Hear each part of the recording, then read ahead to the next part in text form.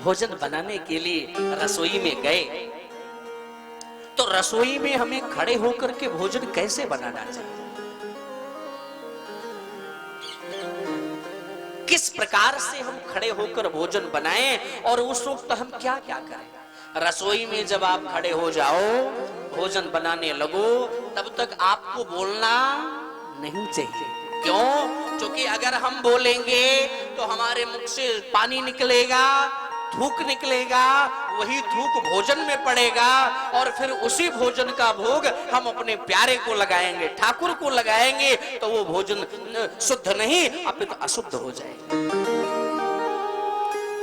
इसलिए जब भी हम रसोई घर में जाएं तो हम वहां पर वक्तव्य ना करें, बातचीत ना करें कि ज्यादा बोलें, ये लाओ वो लाओ, इधर जाना उधर जाना, क्या क्या क्या,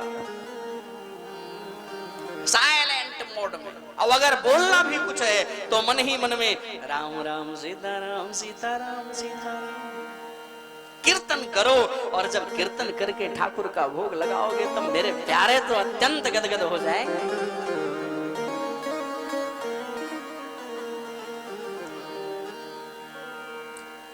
इसलिए याद रखो रसोई में हमें कैसे रहना चाहिए, और हमेशा जब तक रसोई में रहो आप बातें ना करो और बड़े प्यार से भोजन बनाओ कि इसका हमें भोग ठाकुर का लगाना है, बड़े श्रद्धा के साथ।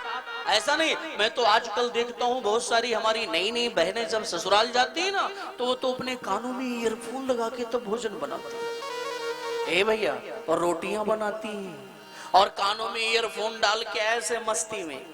उनसे दुनियादारी से कोई लेना देना नहीं, मस्त राम मस्ती में, आग लगे बस्ती में। उनकी तो रोटियां पक रही। हाँ, इसलिए याद रखो। और जब ईयरफोन लगा लो ना,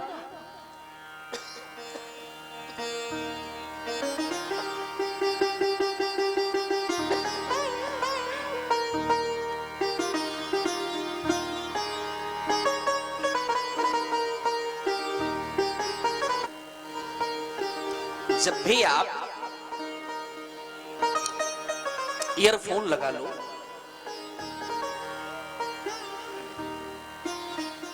उस वक्त अगर कुछ गाने सुनो तो क्या होता है, ऐसा लगता है हम उसी के साथ गा रहे हैं।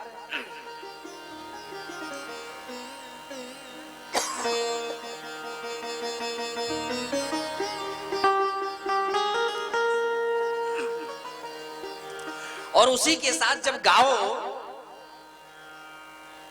तो ऐसा प्रतीत होता है कि हम सेम गा रहे हैं। मेरी क्या आवाज है।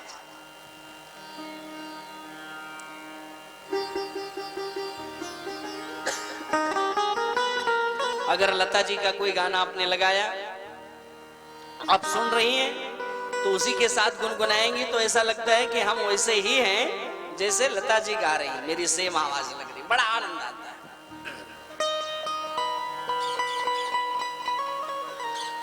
हमें याद है, हमें याद है क्या,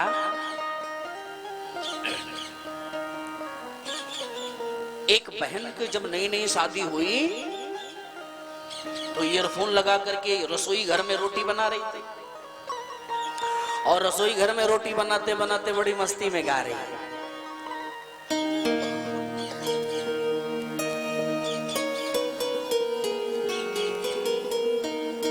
क्या गा रही है? जाऊं तो जाऊं कहां,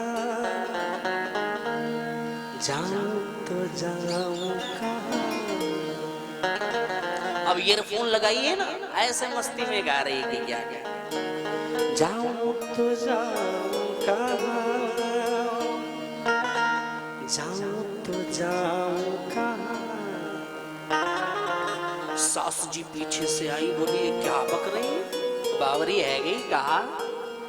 और पीछे से आकर के सास जी ने भी उसी स्वर में स्वर मिला करके जवाब दिया, कहीं मत जाओ इसी गैस चूल्हे में घुस जाओ।